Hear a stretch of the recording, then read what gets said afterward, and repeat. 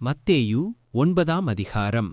அப்பொழுது அவர் படவில் ஏறி இக்கரைப்பட்டு தம்முடைய பட்டணத்திற்கு வந்தார். அங்கே படுக்கையிலே கிடந்த ஒரு திமிர்வாதக்காரனை அவரிடத்தில் கொண்டு வந்தார்கள். இயேசு அவர்களுடைய விசுவாசத்தைக் கண்டு திமிர்வாதக்காரனை நோக்கி, மகனே, திடன்கொள், உன் பாவங்கள் உனக்கு மன்னிக்கப்பட்டது என்றார். அப்பொழுது வேதபாரகரில் சிலர், இவன் தேவதூஷணம் சொல்லுகிறான் என்று தங்கள் உள்ளத்தில் சொல்லிக் கொண்டார்கள். இயேசு அவர்கள் நினைவுகளை அறிந்து, நீங்கள் உங்கள் இருதயங்களில் பொல்லாதவைகளை சிந்திக்கிறதென்ன? உன் பாவங்கள் மன்னிக்கப்பட்டது என்று சொல்வதோ, எழுந்து நடவென்று சொல்வதோ எது எளிது? பூமியிலே பாவங்களை மன்னிக்க மனுஷகுமாரனுக்கு அதிகாரமுண்டென்பதை நீங்கள் அறிய வேண்டும் என்று சொல்லி திமிர்வாதக்காரனை நோக்கி, நீ எழுந்து உன் படுக்கையை எடுத்துக்கொண்டு உன் வீட்டுக்குப் போ என்றார். உடனே அவன் எழுந்து தன் வீட்டுக்குப் போனான். ஜனங்கள் அதைக் கண்டு ஆச்சரியப்பட்டு, மனுஷருக்கு இப்படிப்பட்ட அதிகாரத்தை கொடுத்தவராகிய தேவனை மகிமைப்படுத்தினார்கள். இயேசு அவ்விடம் விட்டு புறப்பட்டு போகையில் ஆயத்துறையில் உட்கார்ந்திருந்த மத்தேயு என்னும் ஒரு மனுஷனைக் கண்டு, எனக்கு பின் சென்று வா என்றார். அவன் எழுந்து அவருக்கு பின் சென்றான். பின்பு அவர் வீட்டிலே போஜன பந்தியிருக்கையில் அநேக ஆயக்காரரும் பாவிகளும் வந்து இயேசுவோடும் அவர் சீஷரோடும் கூட பந்தியிருந்தார்கள். பரிசேயர் அதைக் கண்டு அவருடைய சீஷர்களை நோக்கி, உங்கள் போதகர் ஆயக்காரரோடும் பாவிகளோடும் போஜனம் பண்ணுகிறதென்னவென்று கேட்டார்கள். இயேசு அதைக் கேட்டு, பிணியாளிகளுக்கு வைத்தியன் வேண்டியதேயல்லாமல் சுகமுள்ளவர்களுக்கு வேண்டியது இல்லை. பலியையல்ல, இரக்கத்தையே விரும்புகிறேன் என்பதின் கருத்து இன்னதென்று போய் கற்றுக்கொள்ளுங்கள். நீதிமான்களையல்ல, பாவிகளையே மனந்திரும்புகிறதற்கு அழைக்க வந்தேன் என்றார்.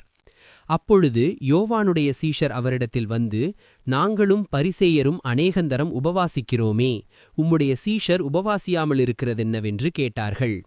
அதற்கு இயேசு, மணவாளன் தங்களோடிருக்கையில் மணவாளனுடைய தோழர் துயரப்படுவார்களா? மணவாளன் அவர்களை விட்டு எடுபடும் நாட்கள் வரும், அப்பொழுது உபவாசிப்பார்கள். ஒருவனும் கோடித்துண்டை பழைய வஸ்திரத்தோடே இணைக்க மாட்டான். இணைத்தால் அதினோடே இணைத்த துண்டு வஸ்திரத்தை கிழிக்கும், பீறலும் அதிகமாகும். புது திராட்சரசத்தை பழந்துருத்திகளில் வார்த்து வைக்கிறதும் இல்லை. வார்த்து வைத்தால் துருத்திகள் கிழிந்து போம், இரசமும் சிந்திப்போம், துருத்திகளும் கெட்டுப்போம்.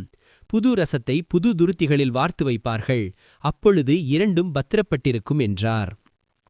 அவர் இவைகளை அவர்களுக்கு சொல்லிக் கொண்டிருக்கையில் தலைவன் ஒருவன் வந்து அவரை பணிந்து, என் மகள் இப்பொழுதுதான் மரித்துப் போனாள். ஆகிலும் நீர் வந்து அவள் மேல் உமது கையை வையும், அப்பொழுது பிழைப்பாள் என்றான். இயேசு எழுந்து தம்முடைய சீஷரோடு கூட அவன் பின்னே போனார். அப்பொழுது 12 வருஷமாய் பெரும்பாடுள்ள ஸ்திரீ, நான் அவருடைய வஸ்திரத்தையாகிலும் தொட்டால் சொஸ்தமாவேன் என்று தன் உள்ளத்தில் எண்ணிக்கொண்டு அவர் பின்னாலே வந்து அவருடைய வஸ்திரத்தின் ஓரத்தை தொட்டாள்.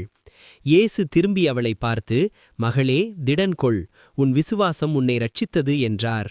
அந்நேரம் முதல் அந்த ஸ்திரீ சொஸ்தமானாள். இயேசுவானவர் தலைவனுடைய வீட்டிலே வந்து தாரை ஊதுகிறவர்களையும் இறைகிற ஜனங்களையும் கண்டு, விலகுங்கள், இந்த சிறுபெண் மரிக்கவில்லை, நித்திரையாயிருக்கிறாள் என்றார். அதற்காக அவரை பார்த்து நகைத்தார்கள். ஜனங்கள் வெளியே துரத்தப்பட்ட பின்பு அவர் உள்ளே பிரவேசித்து அந்த சிறுபெண்ணின் கையை பிடித்தார். உடனே அவள் எழுந்திருந்தாள். இந்த சங்கதி அத்தேசமெங்கும் பிரசித்தமாயிற்று.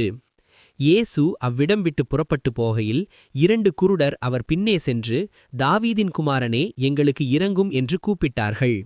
அவர் வீட்டிற்கு வந்த பின்பு அந்த குருடர் அவரிடத்தில் வந்தார்கள்.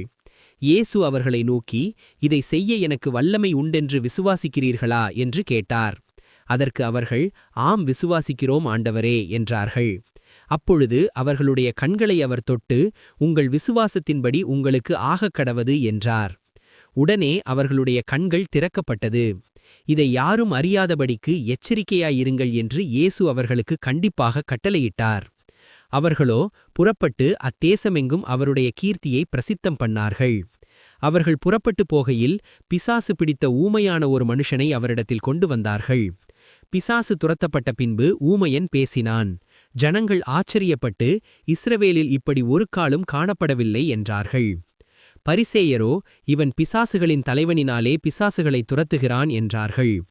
பின்பு இயேசு சகல பட்டணங்களையும் கிராமங்களையும் சுற்றி நடந்து ஜப ஆலயங்களில் உபதேசித்து ராஜ்யத்தின் சுவிசேஷத்தை பிரசங்கித்து ஜனங்களுக்கு உண்டாயிருந்த சகல வியாதிகளையும் சகல நோய்களையும் நீக்கி அவர்களை சொஸ்தமாக்கினார்.